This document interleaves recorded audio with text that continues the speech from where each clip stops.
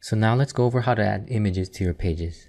So go ahead and click on the edit button to edit the page again, and then scroll all the way down to the content body and go ahead and make a new paragraph right before hitting O2. There are two different ways to add an image to your page. So the first one is if you click on the insert menu, you will see some sub items.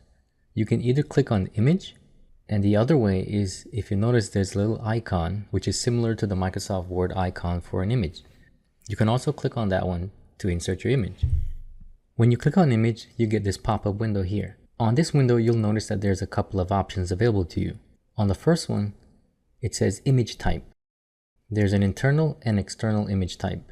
The external image type is whenever you need to link to an image. So let's say you don't have access to this image, but you know the address of this image, you can simply paste it on here.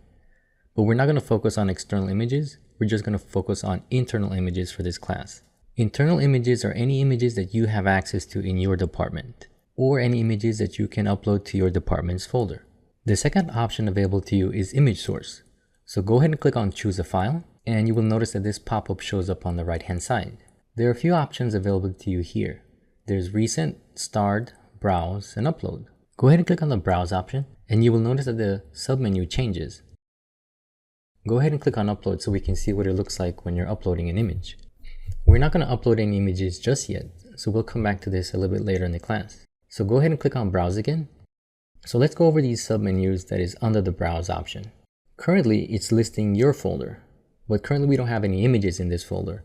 So we need to browse to the parent directory and locate the images folder. Every department has an images folder, which they can use as stock images, or you can also upload to this designated folder. But first, let's go over how to navigate whenever we're browsing for items. If you guys recall, we had previously browsed using this submenu here. So every single blue highlighted link here is how you navigate. So if you notice, there is valdosta.edu/cascade training/John Doe. So John Doe is basically your folder. So this is where we're currently at right now. But we want to navigate to the parent folder. So you would use these links such as Cascade Training or valdosta.edu to go to each designated folder. For now, click on valdosta.edu to go to the main parent folder. On this folder, click on images. You'll notice that there's an arrow that points to the right hand side and it has a tooltip that says browse. Go ahead and click on that. You are now under the images folder. But if you want to get a preview of these images, you'll notice that there's a tile option right beside the search bar. Go ahead and click on that so you can see a preview of your images. Then go ahead and select any image of your choice. Once you've selected an image, you'll notice that there's a blue highlight around it and also a little check mark on the top right. If you're satisfied with your option, go ahead and select the choose option at the very top right so you can select that image. Your image should now be attached to the image source. I'll just go over a few little items here so you can get an idea of what these do. You're not going to use decorative, so you can ignore this option. For image description, usually images that you've uploaded before or that you're uploading have an image description. If they don't, what you could do is simply type a short description of what that image is.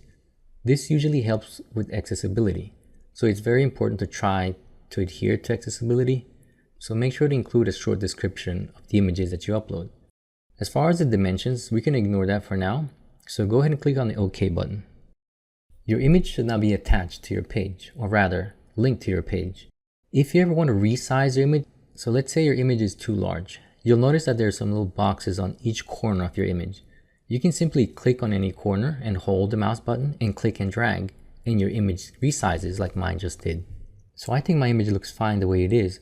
So let's go ahead and click on the three dots at the very top and go ahead and uncheck the use a workflow option. And finally, select the option that says check content and submit. And on the new pop-up, select the check mark on the top right to submit these changes. Your image should now be attached to your page. And that's how you insert an image on your page. But now let's use a different example. Let's upload our own image. To start off, open a new tab and go to google.com and search for Valdosta State University Flickr. Select the very first option that shows up. And if you see the option that says photo stream, go ahead and click on the option right beside it called albums. On this page, VSU tends to host various images from different events on campus. You're welcome to use these images on your page if you ever see something that can fit what you're trying to showcase. Keep in mind that if you're going to be using images of your own, be sure that you have permission to use these images. It's very important to follow these guidelines because if you use an image that you do not have permission to use, the copyright owner can basically sue the university if you do not have permission. So be sure to request permission if you're using an image that belongs to somebody else, and also credit the author after you've requested permission. But you can also take your images and upload it. Just be sure to credit them or credit the author of the image. Go ahead and select any one of these albums that you like. I'll just go ahead and select this one. And then I'll browse for a photo that I think would be nice to include in my page. So I'll go ahead and click on this one here. Once you've selected your image, you'll notice that you get a few options, or rather this image gets isolated from the rest. So we need to download this image. On the bottom right corner, you'll notice that there's 3 options. There's a star, there's a share button, and there's a download button. Go ahead and click on the download button, which has an arrow pointing down. You have a few options to select from. Normally it's recommended that you select medium images or small images, because whenever you're uploading an image on a website, the smaller it is, the faster it loads. So let's go ahead and select the medium option. By default, your image should be downloaded to your downloads folder. So let's go ahead and browse our folder to make sure the image got downloaded. Depending on the operating system that you're using, for example, if you're using on Windows, you can simply use the Explorer to locate your image, or on a Mac, you're going to have to use a Finder. So open up the Explorer if you're using a PC. And then on the new window that pops up, click on Downloads on the left-hand navigation. Your image should be showcased there. If you notice, the image might have a series of numbers and characters. To make it a bit easier so we can locate our images online, simply rename this image.